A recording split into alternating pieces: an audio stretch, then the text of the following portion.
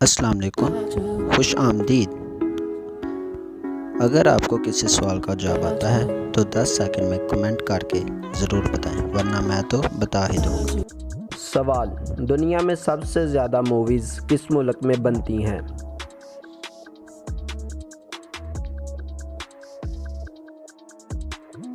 India में।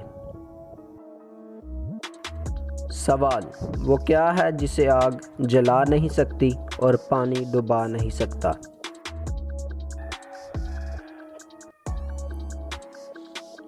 बर्फ़। सवाल: वो कौन सा जानवर है जो बगैर पैरों के बहुत तेज़ दौड़ता है?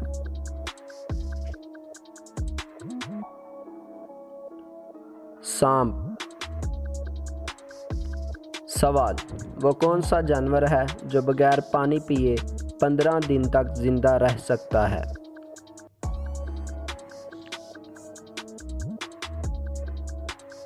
ऊंट। सवाल: दुनिया में सबसे बड़ी फौज किस मुल्क की है?